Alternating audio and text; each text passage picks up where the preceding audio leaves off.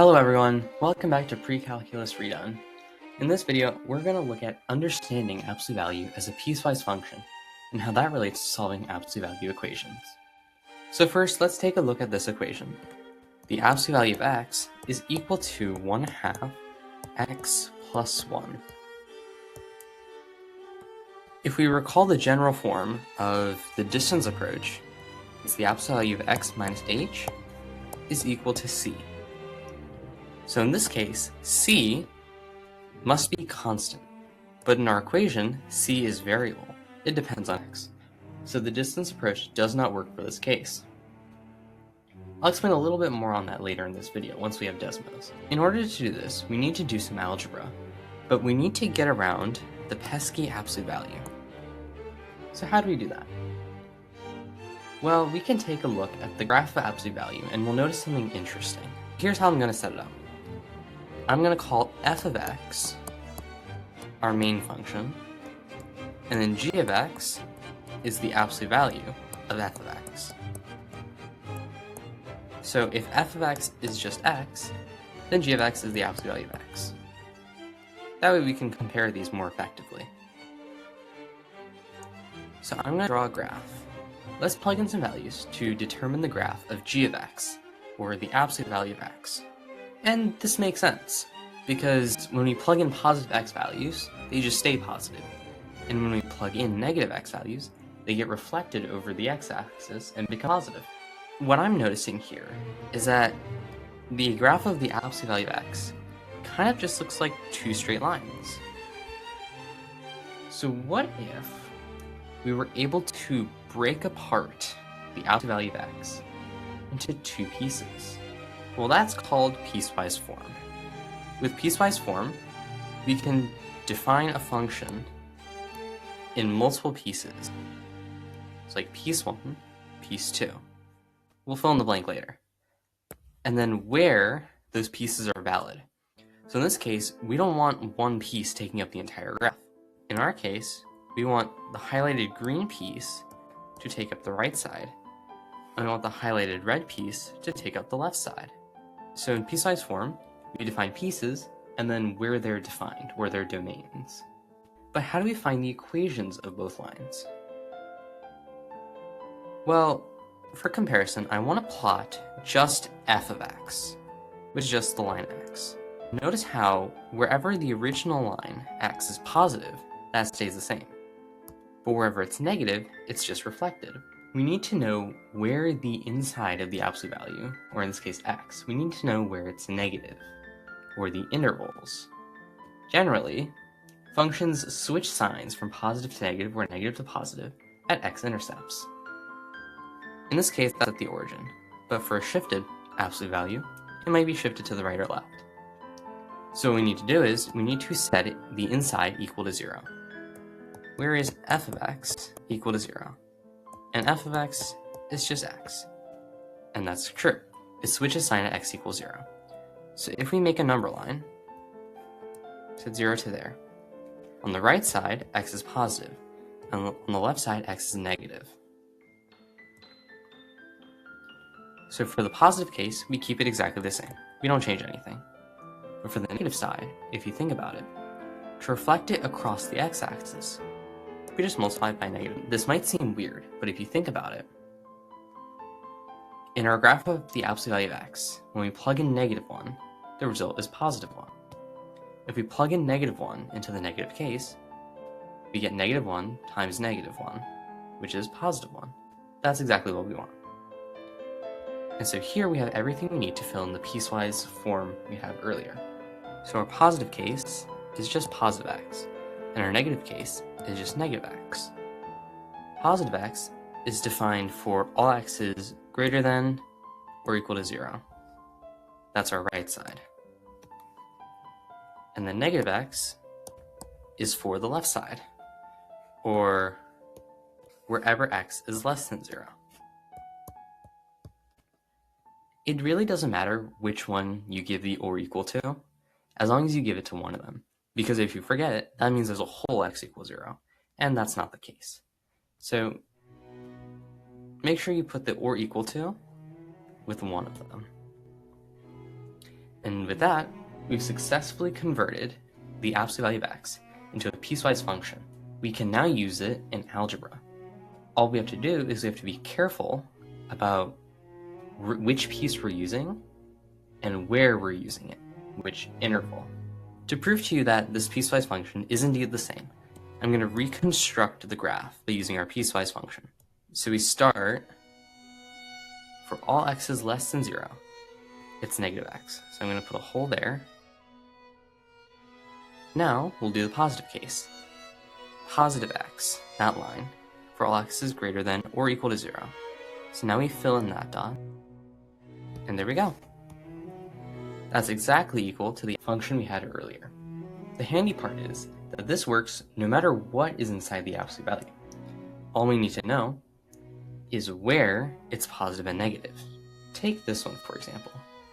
Let's say f of x is equal to x times x plus 1, x minus 2. So we need to find out where it intersects the x-axis. So let's set it equal to 0. We can plug in f of x. F of x is equal to 0 when x equals 0, negative 1, and positive 2. So if we make our number line, all we need to know is which regions are positive and which ones are negative.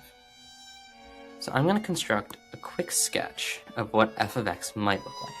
So we know that's going to be negative there, positive there, negative there, positive there. We'll look more into how I sketch this graph pretty quickly in a way later video. We're not quite there yet. We know where it's negative and where it's positive. So for the positive regions, we keep f of x exactly the same. And then all we do is we multiply by negative for the negative regions, and that'll flip the sign. So this is the graph of f of x. Let's not graph g of x yet. Let's first rewrite it.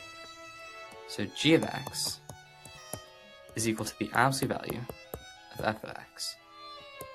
So that's the absolute value of the big mess we had earlier. So this is the piecewise function. So we're going to cheat a little bit. We have our positive and our negative case. For our positive case, we keep it exactly the same. And for the negative case, we just multiply by negative. For the domain of each piece, using inequalities would be a little hard. So let's use interval notation. We want to use the positive case for those two regions. So from negative 1 to 0, and then 2 to infinity. Then we use the negative case for these two. Negative infinity to negative 1, and then 0 to 2. So notice how every point is defined. So in this case, while negative 1 is not included there, it's included there. 0 is not included here, but it's included here. And then 2 is not included here, but it's included here. So every point is in this piecewise function. So now I'm going to reconstruct the graph using our piecewise function. So it's still going to intersect the x-axis at the same points. But what happens at these points is different. So from negative infinity to negative 1, it's the negative case. So it's actually going to come down like that. Then from negative 1 to 0, it's the positive case. So it bounces up like that. From 0 to 2, it's the negative case. So it bounces up like that. And then 2 to infinity, it goes up like that. So now if we look, this is correct. The negative cases got flipped up. Now that we're able to break up absolute value into pieces that we can manipulate algebraically, depending on which domain we're in, we can now solve that more complex absolute value equation we encountered earlier. However, I'd like to break out Desmos for this section. So in that equation from earlier, we had the absolute value of x is equal to 1/2 x plus 1. There are two solutions, but you see Desmos doesn't give us a lot of information by default. So let's write them out separately. So I want to focus on just the absolute value of x. And remember earlier, we made the piecewise form of this. That's the positive case. And then y equals negative x. So you'll notice we haven't restricted these. You can type restrictions in Desmos using curly brackets. To type the greater than or equal to sign, type the greater than sign first, then press the equal sign. And now you have greater than or equal to, and then 0. And notice how that cut off the purple piece. So now it's just the right side. We can do the same thing for the negative case, except its x is less than 0. And there we go. Now instead of using this blue function we have up here, we can use the purple and black functions. You can see that the black function intersects the green function at this coordinate, x equals negative 2/3. And the green line intersects the purple part of our absolute value function at x equals 2. This method of solving absolute value equations is called case analysis, because we have two cases, the positive and negative case, and we set this green line equal to both of them, and check that their solutions fit in the domains of each piece, which they do in this case. In this example, it worked out pretty well, but there's another case that you might come across. Notice how this time there's only one solution, and that's with the purple case. If we didn't cut off the two lines, notice how it looks like there are two solutions, here and here. But this solution down here is not in the domain of the negative case. Remember, the negative case is cut off at 0, x is less than 0. So that solution is actually an extra solution, or what's also called an extraneous solution.